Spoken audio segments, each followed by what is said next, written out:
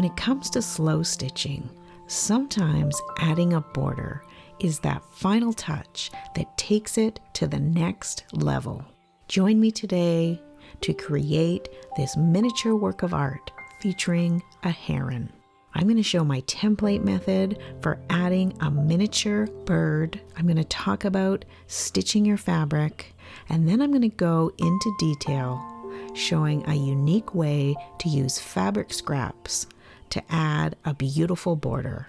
Using this method, you will find that even the tiniest of scraps can be turned into a crisp and clean border that gives your stitched work that special touch. I'm glad you're here. Let's get started.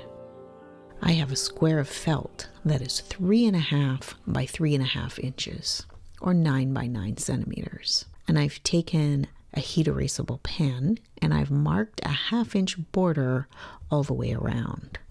So I'm going to create my collage on that inside part of the square, and I'm going to leave that outside 1/2 inch all the way around blank. So I've created a simple collage using a few pieces of scrap fabric. You can see my lines are still there right underneath. And then I've basted these pieces of fabric in place. You can see my large stitches across the back. And you can't really see those tiny stitches on the front. So that's holding everything in place. So the first thing I'm going to do is begin stitching on these fabrics. And I'm going to stitch today using 6-stranded embroidery floss. I'm going to be using an embroidery needle and 2 strands for stitching.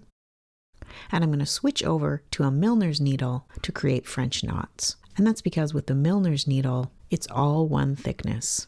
It's not wider where the eye of the needle is. So that makes it really nice for creating French knots. I've chosen 8 colors of embroidery floss to match the fabrics. So 3 shades of blue, and I may only use 2 of those, 2 shades of green, 2 shades of golden yellow, and 1 shade of pink. So I'm going to work intuitively, and by that I mean I'm going to begin stitching wherever I feel like stitching, knowing that whatever colors I choose, they're going to go, everything's going to match, nothing's going to clash. So I don't need to worry, I can just relax and stitch. There's one other element that I want to add to this before I begin stitching, and that's a heron. I've pulled a template out from my mini template set. So this heron is from a larger set that I have available in my shop that has several different types of birds and a cat and a bunny. So if you're interested in picking up your own set, I'm going to leave a link in the description. So I'm going to find a place that I like for this heron, and then I'm going to trace it. So I have a heat erasable pen, and this one has a really fine point on it. So it's going to work well for this tiny template. Now, sometimes when you're working really small like this, it's easier to use small dots to trace your piece. And it also depends on the fabric that you're working on. So I'm going to work my way around, placing small dots all the way around. I'm even going to go around those skinny legs. So here's what it looks like when I remove the template. And the thing that happens when you're using a tiny template like this is that everything is thicker from the beak down to the legs. Everything is thicker than the template. So what I do is I keep that in mind that these are guidelines. And what I'm going to do is I'm going to use black floss, and I'm going to use 1 strand. And I'm going to stitch all around using the back stitch. But instead of working directly on these lines that I've made, I'm going to go inside the lines. And when it comes to the legs, I'm just going to stitch 1 line straight down to create the legs and the claws. So here's what it looks like. I've used the back stitch. I've gone inside those lines. So the legs are nice and thin, the beak is thinner, and it looks a lot like the template now. So this is heat erasable ink that I've used. So I'm going to come in with my small iron. I'm going to hover it over top, and that's going to erase all those lines. Now it may happen that after you erase your lines, you can see some places where you want to add more stitching. And the only place I can see that here is right at the top of where these legs are. But I'm not going to worry about that. I'm not going to go back with black and fill that in because I'm going to be stitching this bird. And so it's going to get covered up and you won't see that little gap there.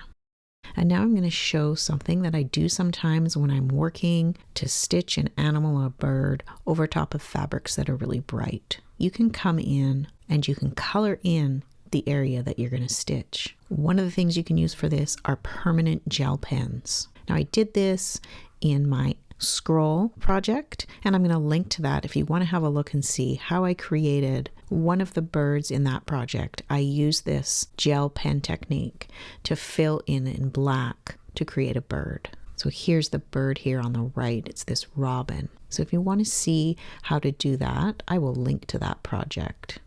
So instead of using the gel pens here, I'm going to use something else. Now this is an Inktense pencil.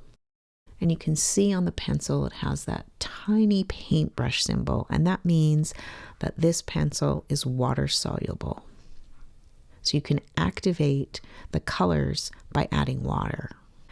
And these Derwent Inktense pencils work really well on fabric. So I've come in here with this gray color and I've colored in the body of this bird. Now to make this permanent, it needs to be activated with water. So I'm going to bring in some water. I have some here in a pot. I have a paintbrush. It's a very small one. I'm wetting it and I'm going to come in and activate that pencil crayon. Now one of the things that I have to be careful of is that this ink, when it's wet, it's going to wick into the fabric. So I have to be very careful. I don't want to get it too wet. And I'm going to spread that water around really gently. And then I'm going to let that dry. Now, once it's dry, I come in with an iron and I heat set that. And that's permanent. So here it is dried. It dries lighter than the way it looks when it's wet. And I can see in a couple of spots that ink has leaked outside of the lines where I didn't want it to be, just a tiny bit in 2 spots. And so the way that I can deal with that is I can cover it in stitching. So it's a very, very small area. You may not even be able to see it, but it's going to be covered anyways when I stitch. So now I'm ready to start my intuitive stitching. I'm starting with this green color and I'm stitching around the bird. I've already come in and stitched over the area where I saw that ink had leaked out. You can't see it at all. I'm just going to continue adding these straight stitches all around the bird.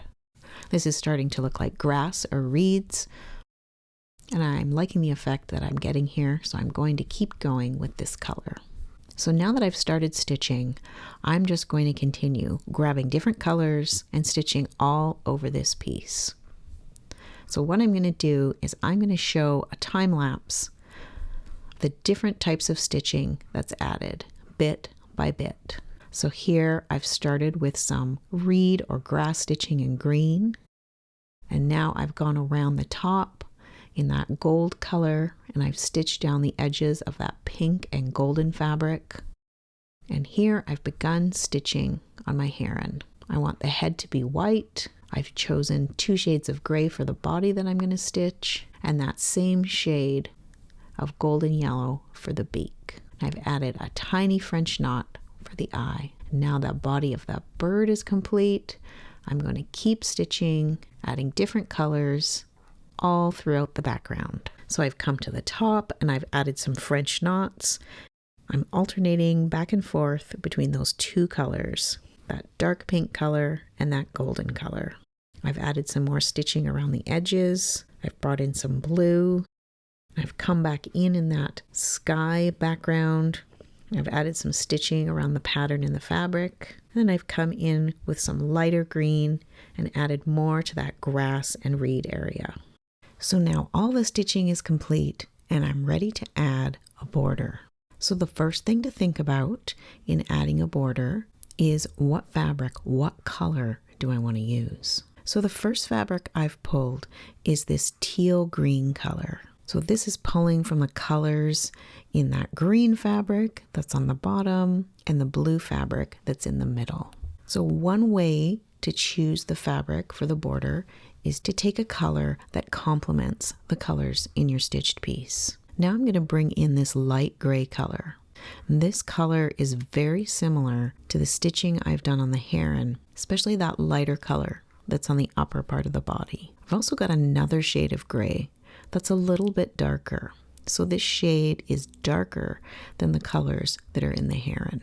And then I've grabbed a black. Now I've outlined my bird in black, so black could be a really nice choice to add a crisp looking border. So taking the different colors and placing them around the stitching is a good way to get an idea about what border you want. The other thing that you can do is you can take a photograph and then you can look at the photograph and it gives you a different perspective. The other thing you can do is take that photograph and convert it into black and white.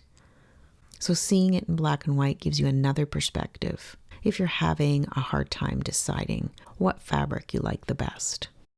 And then you can even go further and you can eliminate some of your choices. So here I've got my darker gray and my black, and so I don't have the distraction of those other two colors. And the other thing you can do is pick your piece up and place it on top of the fabric, and that can help you to decide what fabric you want to use. So I'm going to go with this darker gray, and it just so happens that this scrap of fabric that I have is a nice size where I can fit my entire piece right on the width of that fabric.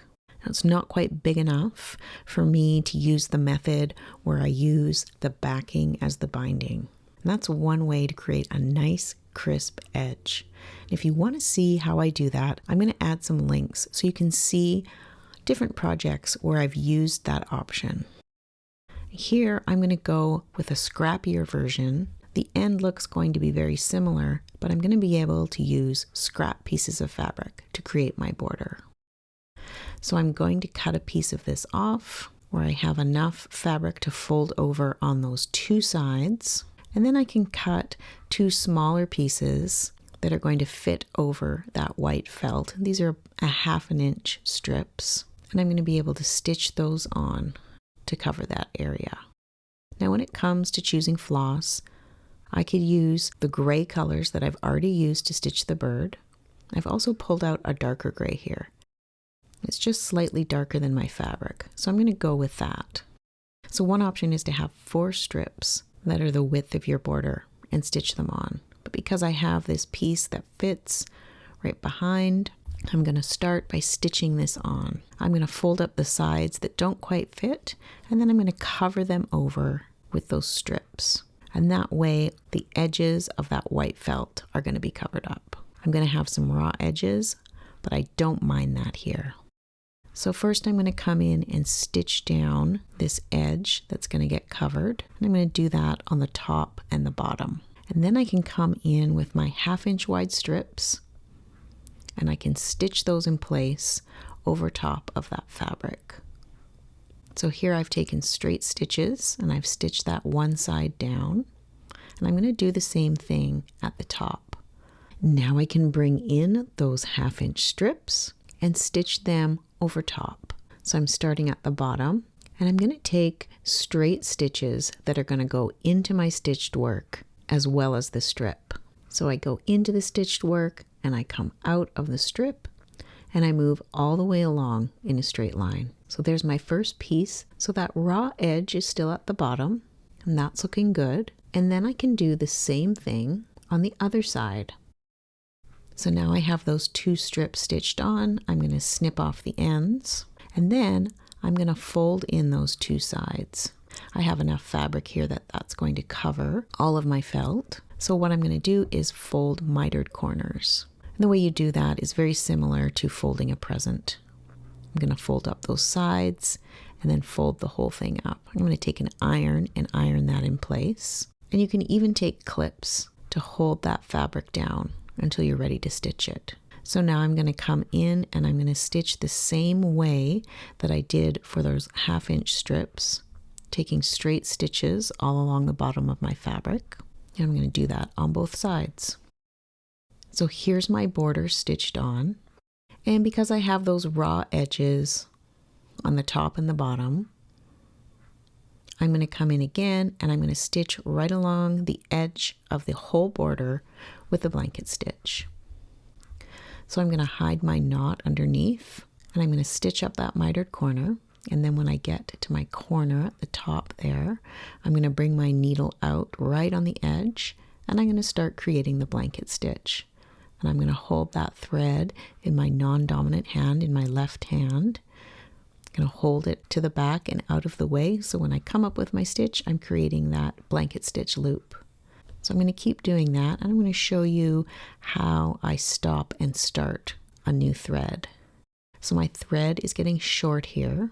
So what I'm going to do is take a stitch right along the edge, right where my last stitch came out, and that's going to secure that last stitch. And then I can go to the back, I can make a tiny knot, and then I can tug on that knot and hide it inside my fabric, and then snip it off. And then to start again, if I have an opening, which I still have some areas that aren't sewn, I can slip my knot underneath and I can come up right where I stopped, right in the corner of that last stitch, and then I can continue. So I'm going to create this blanket stitch all the way around all sides. So here's the blanket stitch on the edge of my piece. I really like the way that this looks.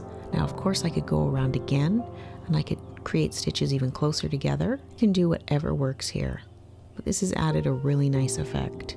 And because that floss is a little bit darker, those stitches are showing up really nicely. And you can see, because I've added the blanket stitch, those raw edges are contained, and this piece looks really nice.